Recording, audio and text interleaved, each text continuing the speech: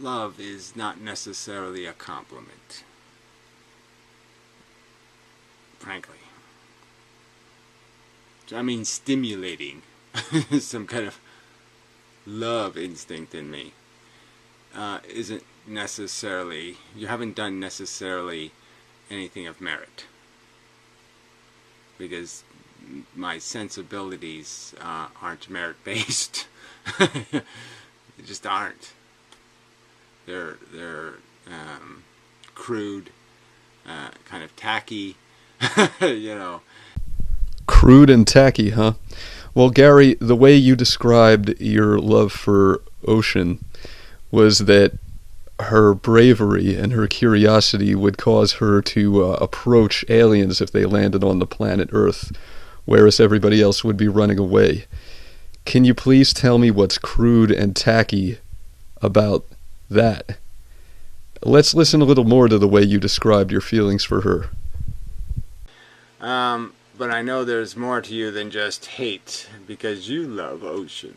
Well, again, this love world isn't worth much. You know, frankly, she was hot, you know. And, you know, well, yes, you know, and yeah, okay, it goes beyond that. You know, I loved her, I mean, the whole, you know, Freddie's nightmare of her poetry, and you know, I mean, it was just, you know, I mean, she had a way with the art, the performance art of being human. She had a wonderful art to her. A wonderful flair for the performance art of being human. Yeah, that sounds really crude and tacky to me, Gary. I've described your feelings for my ex-girlfriend as beautiful and pure, and yet you describe them as crude and tacky. And I'm wondering how it is that you and I can look at the same thing and reach such vastly different conclusions and see such different realities. Again, I just don't need you preaching to me about what I need to do, because number one, like I said, I don't need the personal boost of I need to do something good to feel good about myself, because I don't have any bad to fix. I know that you don't, and I've been calling attention to that fact. Gary, the last thing that I would ever do is preach to you. In fact, I think if I ever met you, I would probably bow down and kiss your hand and beg you to bless me. The reason I've been trying to get you to think about good things you've done for people and asking you to tell us stories about good things that you do for people is to prove to everyone else what I already knew, for one, and also to get you to see what I see, to get you to see the goodness in yourself, because I don't think that you do. Gary, I didn't call you Saint Inmendham for no reason. I don't know if you've seen the kind of things that I've been saying about you in the comments sections of my videos, but I have an inkling that you may be a particular type of saint called a holy fool, or a fool for Christ. This is a type of saint that isn't too well known in the holy traditions of the West. First of all, the term is one of great respect. It has nothing to do with foolishness or stupidity. Holy fools are saints so humble, who feel so acutely their own inadequacy before the Lord, the guilt of their own sins, that they can't bear to be called saints. So they behave in bizarre and socially unacceptable ways. They act crazy, and they do so in order to avoid being praised. You know, Gary, don't think I haven't noticed all the biblical references that you work into your videos on a very regular basis. I entered this game completely honestly. I really did. I never wanted to hurt anything. I didn't want to take anything. I just wanted a fair game to play. And I never really trespassed against that kind of ideology. I'm the most unrapey person. Not the most. Okay. I don't want to exaggerate, but I just mean my tendency. I wasn't a grabber. taker by any kind of volition. Any trespass I ever committed was an accident. Anyway. And what trespasses have you committed, Gary? See, that's what I'm scratching my head and trying to figure out. I'm 37 years old, and I've spent most of my life out in the world sinning. Being a liar, a thief, a cheat, an adulterer, committing every manner of unholy act. And for the past 35 years, what have you been doing with your life? You've been cloistered in your shitty house like a monk, caring for animals, giving out large sums of money with no expectation of being paid back. Point is, so somebody can come to me and they can ask for $500 and I can give it to them. And I've done this more than dozens of times. I don't know if it's 100, but probably somewhere between 30 and 50, something like that maybe. And I don't expect to get paid back in the sense that I don't expect it. I mean, I've quite obviously, because of cats having a certain amount of sympathetic appeal, have been compelled to be a Band-Aid knitter. And so I've knitted Band-Aids for 35 years because of other cats, because of cats, not of stray cats, cats that come to my door and beg, and then I say, okay, I acquiesce, because what are you going to do? So other people's problems show up at my house, and I have had to take care of them because they're overwhelmingly sympathetic to me emotionally. They get to me emotionally. And it's so unfair in the sense that although I occasionally will try to be kind to a possum or a raccoon, I just understand I can't do that. Because they're more of an animal and they'll do animal things. And even look at, like I said, if I took all the money I've spent because of people's cats issues, and if I had that money right here now, right, I mean with interest, it could be like $50,000 worth of equity. $50,000 worth of equity that you undoubtedly could have used to fix the holes in your ceiling instead. And then you'd be popular on YouTube, wouldn't you? Then everybody would admire you the way they admire TJ and the Drunken Peasants. We look at the wealthy in their finery, their expensive clothes and vehicles and homes, and we admire them because we look at them with the logic of the world, which is diametrically opposite from the logic of Christ's heavenly kingdom. Because really, the wealthy should not be admired. They are the most selfish, reprehensible people among us. Whereas a charitable fellow like Gary will be called a loser. People will look at his house, they'll look at the way he lives, and they'll say this guy is a joke. And Gary, when you're not busy caring for stray animals and giving away money, what are you doing but on YouTube delivering sermons, chastising the masses for their apathy, for their lack of concern and caring for their fellow man? You spend your time on YouTube weeping for all the suffering in the world. And what there has to be in the world are cure kind of thing. You have to fix this shit. The crash will be sufficiently forceful that there'll be enough pain and misery for everyone. That people just aren't acknowledging what they are, which is shitheads, and then acknowledging that yes, maybe there should be rules that we don't allow our shitheadedness to get out of control. I said, great, if you want to, help. I'm just trying to make the bigger point that if we want to do this real reclamation thing, we're going to have to start jumping on some grenades or something. We're going to do something a little more spectacular. It's the pretty face that gets the dough. So I'm just saying that's just a fact of life. I find it lamentable. That's all I'm saying. I don't like the unfairness of it. Let's try to cure the disease. And that's sort of my argument here, is that if we're going to be rational human beings, we should recognize these This is how you make these unsustainable curves of brokenness and problems. This is why the poor will be with you always.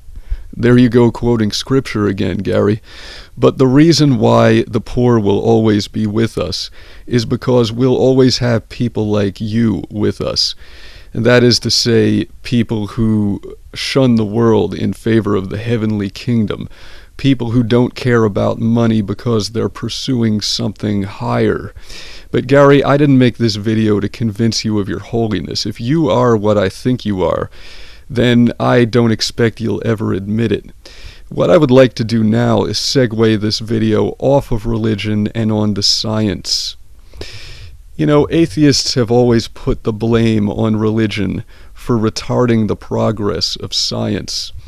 The examples that probably come most readily to mind are men like Galileo and Copernicus defending their theories against the church. But we have to examine what role the church played in the Middle Ages. What institutional role did it function in society? And the answer is it was the equivalent to what the university academic system is today. The churches were the houses of learning.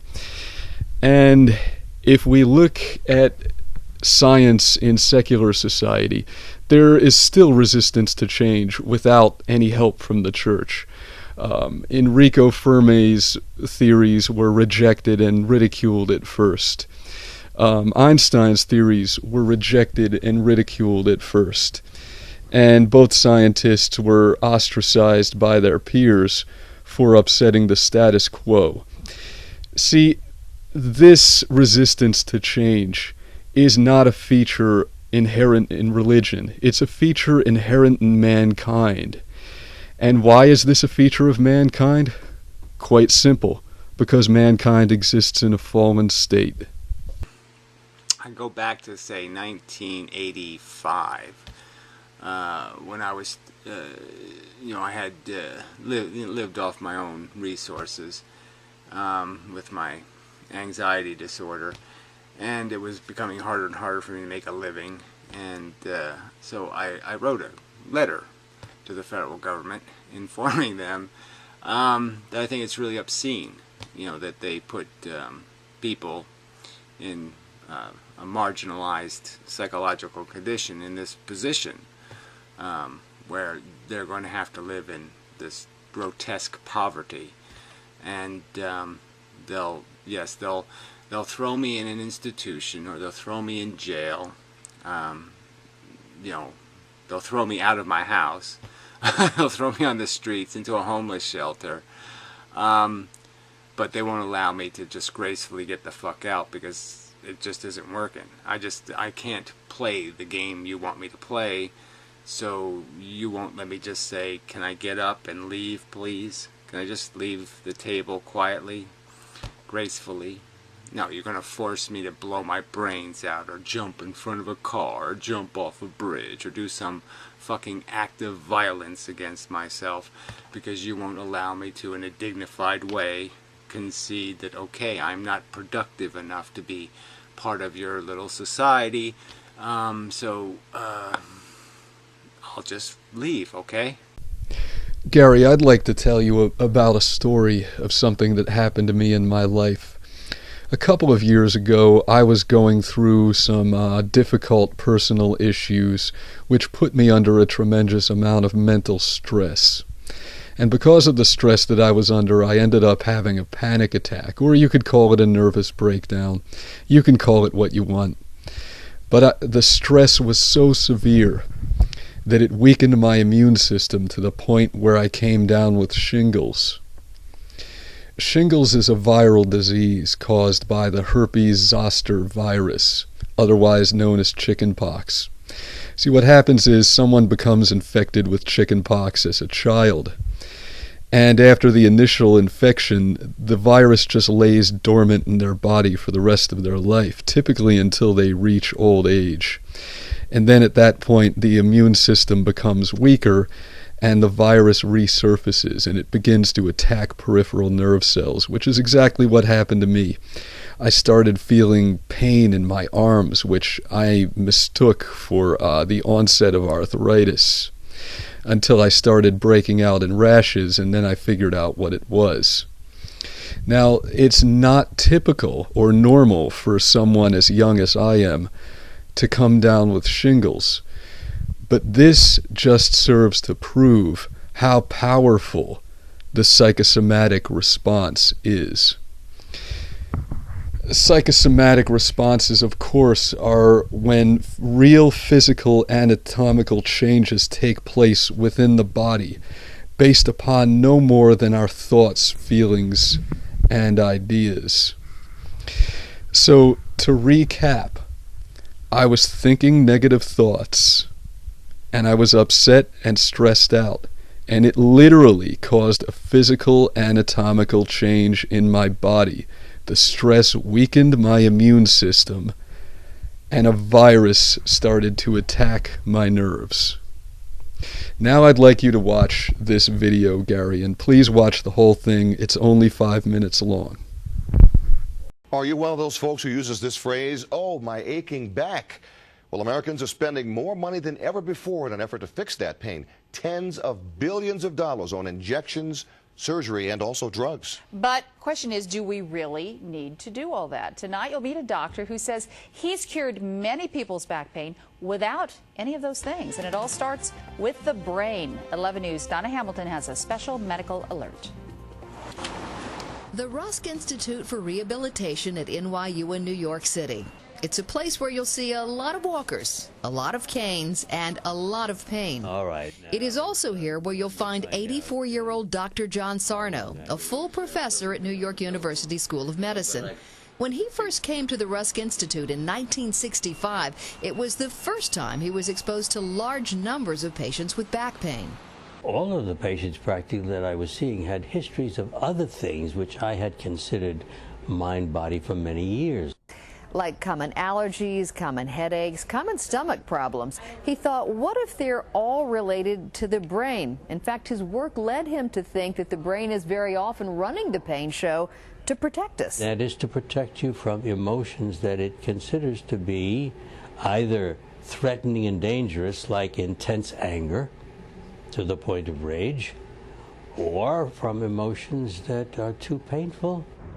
56-year-old Stephanie Browner knew pain very well. She had suffered from back pain, sciatica specifically, for 30 years. Then 3.5 years ago, she was diagnosed with a herniated disc.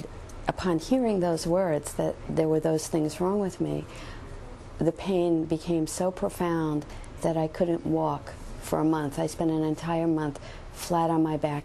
Her doctor advised cortisone shots in her spine. And right around that same time, someone had handed me Dr. Sarno's book, Healing Back Pain. And just 30 pages into the book, she says she knew she had what Dr. Sarno now calls tension myoneural syndrome, or TMS. The brain simply decides, I'm going to reduce the blood flow to these spinal nerves down in the low back area, and that will produce pain. And it's very simple and fortunately very benign. But the pain is very real, and Stephanie certainly fit the personality traits of someone ripe for TMS. Hardworking, conscientious, a perfectionist. The divided mind. And some people get better just by reading the book. For Stephanie Browner, becoming pain-free was a process. For her, going to group talk sessions, working with a psychotherapist, and attending panels where 3 or 4 people now pain-free tell their stories and answer questions. And at those panels, patients had to sit in hard, molded plastic chairs, kind of like one of these. And Stephanie thought that those kinds of chairs made her back hurt. So she finally got up the courage to complain to Dr. Sarno, and she says that was her turning point. And he looked at me and he said, "It's not the chairs. The pain has nothing to do with the chairs you're sitting in, or the bed you're sleeping in, or the car you're driving." The brain knows that if it gets you to focus on the pain, your anger will certainly not come out. What does the mainstream medical community think of his ideas? Oh, it's very simple. Totally ignore what I'm doing and totally unaware of what I'm doing. But some doctors do know of him. Dr. Paul Christo is the director of the Pain Treatment Center at Johns Hopkins. I think I agree with him in part in the sense that there are psychological mechanisms that are in place in patients who have pain.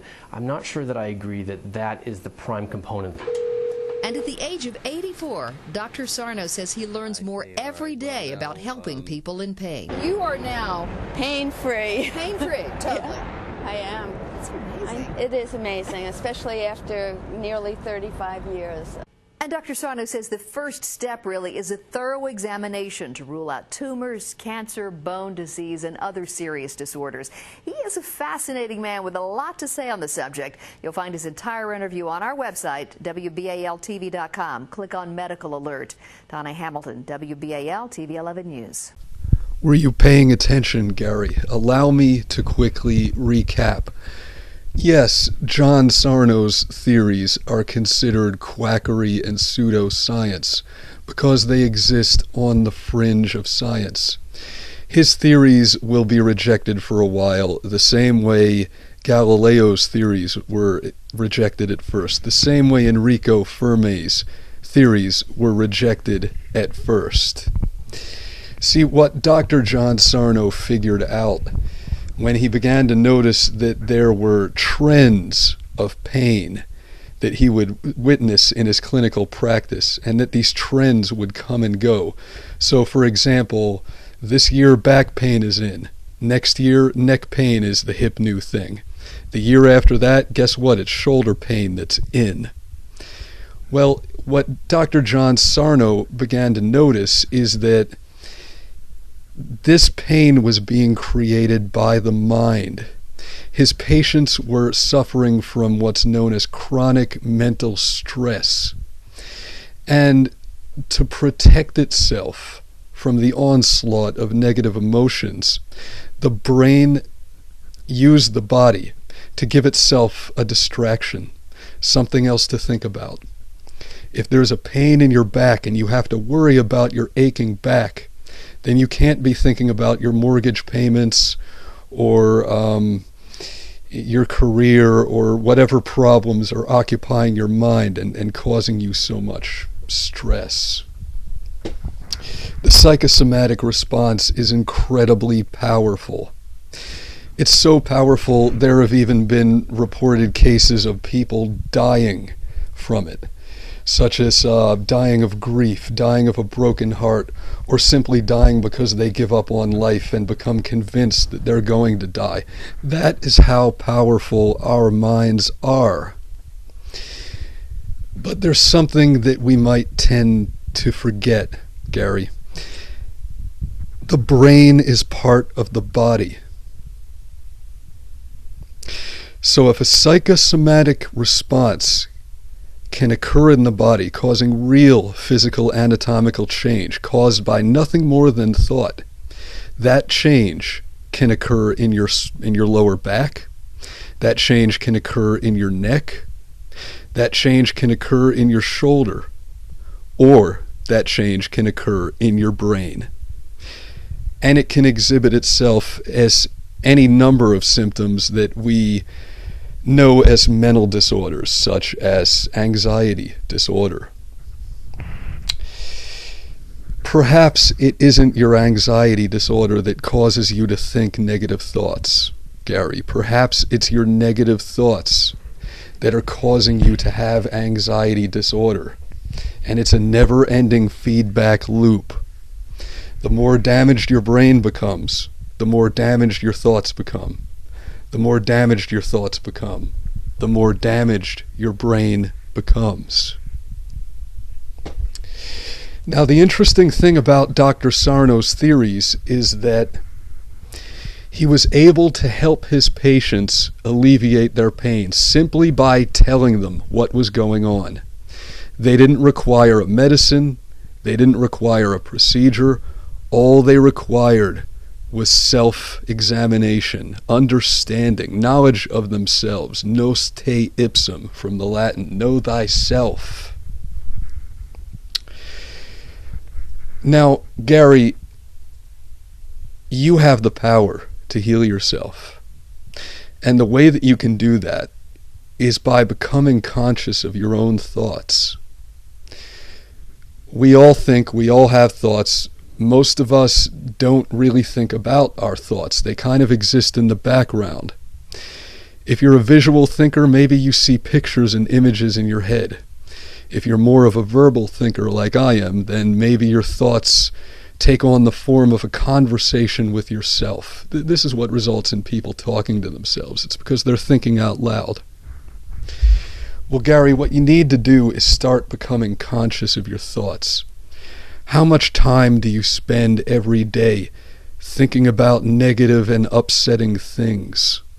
Things that cause you to feel stress, that cause you to feel fear, that cause you to feel anger.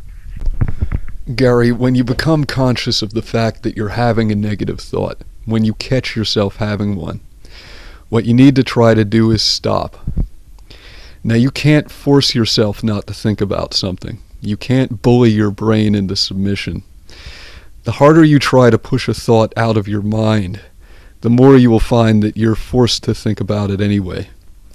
So instead of trying to force yourself not to think a negative thought, when you recognize that you're having one, just stop. Just relax. Try to let your mind drift and find a meditative state. If it helps you to keep track, you could take a pad of paper and a pencil and just start marking down tally marks for every one of these negative thoughts that you experience throughout the day. That'll give you the ability to start keeping track of how many of them you have per day. And then day by day as you go along, try to reduce that number as much as you can until it gets down to 0. Gary, I want to conclude this video by saying that even if this is the last video I record for you for a while, I'm not going to stop loving you, and I'm not going to stop praying for you. I think you've suffered for all of us for quite long enough. It's time to come out of the monastery now. But my point is better than making band-aids is, let's try to cure the disease. And what do you have left? You just have a brain, a thinking thing that's not distracted by a bunch of bullshit. Amen, brother.